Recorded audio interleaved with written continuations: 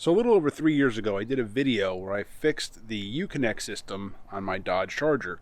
The screen had developed a bubble, and which caused the radio to eventually just start freaking out. It started causing ghost touches. It even called 911 a couple of times on its own.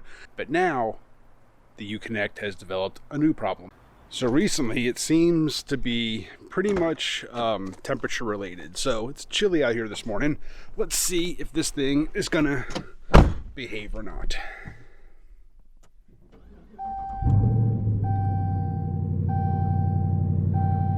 Figures, looks like it's behaving.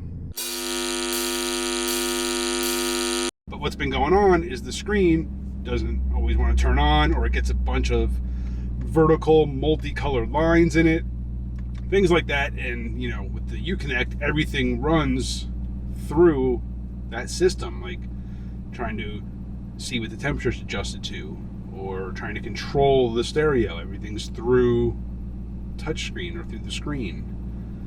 So I'm going to be replacing the screen today. All right, so the first thing to do, obviously, is we got to get the stereo out. So we're going to work on getting the bezel off around the edge. I showed this in the first video I did. It's just a matter of getting the clips free that hold the surround in place.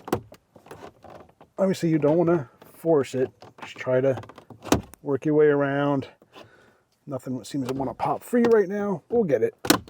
It's kind of hard trying to hold one hand, or hold the camera with one hand, and only have one hand to manipulate this thing. So let me put you guys down. I'm just going to work with a trim removal tool like this one, a smaller one here. Might need a couple of them to kind of wedge in there and work your way around, but let me put the camera down and get this out. All right, with the bezel off, now we can remove the screws that hold the stereo in place. Again, trying to do this while holding a camera and not dropping the screws. So the fix that I originally did when I removed the digitizer, which is what actually controls your touch screen, that has been great for the last 3 years. I actually did a follow-up video, I think it was a year ago, because I was getting questions about how well did the fix work. Overall, the fix has been great. I had 0 issues after pulling the digitizer off and cleaning out all that goo. So that's been great. But in the screen, actually, kind of funny story, a few months ago is when the screen kind of started acting up.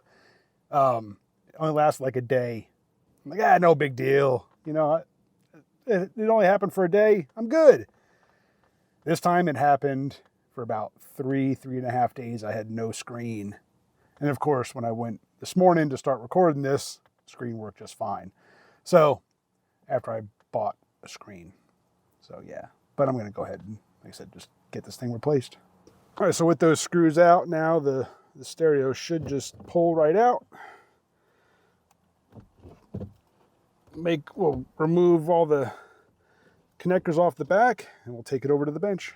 So if you're worried about pulling your stereo and actually doing this, whether it be fixing the digitizer or replacing the screen, all your connections are color coordinated. So everything here has a colored fitting on it, and they all correlate to the colored connectors on the back of the stereo. Super simple. All right, so once you have your UConnect system out, all you do is you remove this black bezel from around your screen.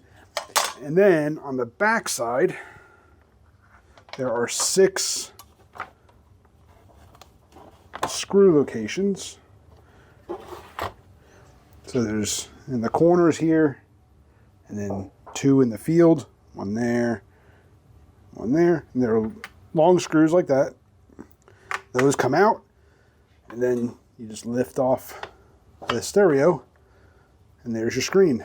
Once you get the screen off, now this is going to be a little difficult one-handed, but I'll try. You want to kind of support it in this position because you don't want to put a lot of strain on these ribbon cables.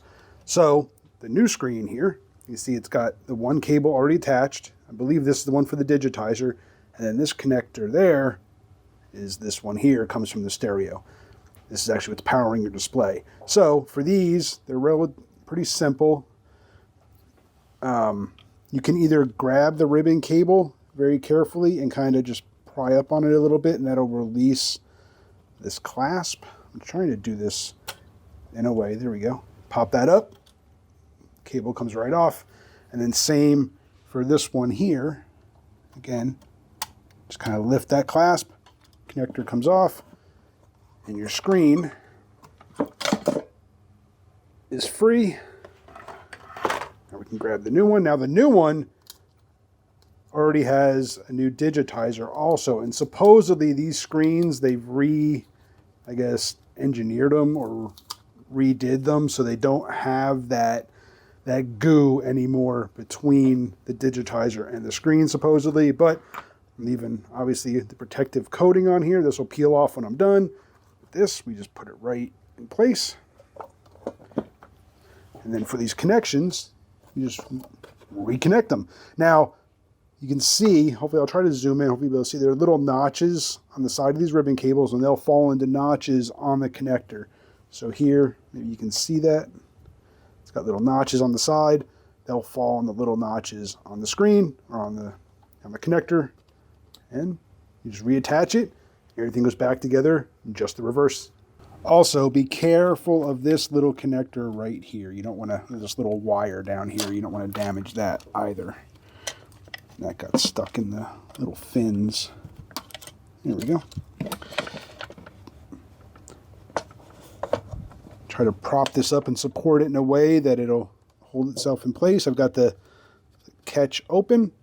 And this, like I said, this just kind of goes in there flat. Those little notches or those little tabs on the side of the ribbon cable fall right in the notches in the connector. And this just goes right back together like that. Same for this side. Open that up. You can move this a little bit. So just be really careful with these ribbon cables. They are kind of delicate, but they're not too bad. Just take your time. Don't force it. There we go. And then what we do is we'll take that free. The screen drops right back into place.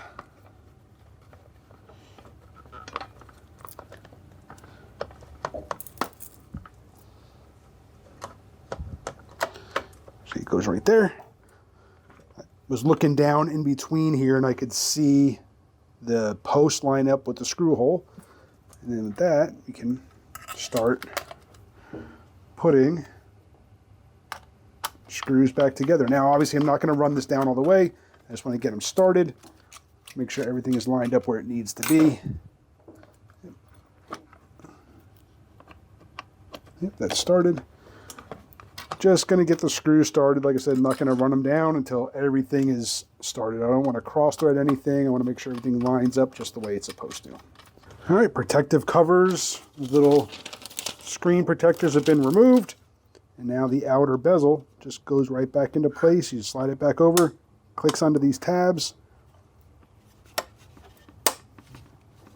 That's it, guys. Nice new screen for your UConnect system. Let's get it back in the car. All right, guys, all the connectors are back where they belong. Everything's nice and secure, ready to put the stereo back into place.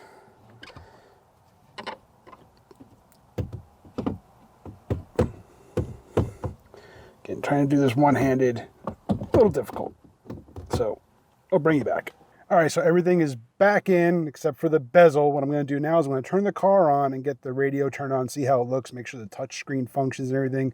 It may boot up in like a default Chrysler mode. I've had that happen before instead of it coming up with the Dodge. But let's see what happens. Let's turn the accessory on. Oh, there we go. It's coming up as Dodge. Sweet. Let's see what happens here. Look at that. Nice, crisp screen. How clean that is. It's not, oh, probably because, yep. So I need to see how it's coming up as a default like Chrysler setting. See, it came up like all messed up. This happens sometimes. It might just be, you might just have to turn it back off and then eventually it'll come up Dodge instead of like this default Chrysler setup. I don't know why it does this. It freaked me out the first time it did it when I first repaired the screen, but eventually it just kind of it fixes itself. So let's see if I can get this thing to fix. Actually, I think I gotta turn it on, and then I think we let it sit for like 5 minutes or something like that, and then turn it back on. So turn it off. Yeah, see, now it says Chrysler. Whoop, it's gone. All right, I'll bring it back in a few minutes. All right, so all I did was just, after I turned the car off, I let it sit for 3 or 5 minutes and then turned it back on, and now we're back to my normal Dodge red and black, and all my presets and everything is back there. So yeah, let's see, even the clock is good. Look at that. So yeah, nice crisp clean screen, touch screen, all works as it should. So yeah, this was literally like what, half an hour? I don't even know if it was that long. I mean, and that was with recording. So it's a super, super simple fix.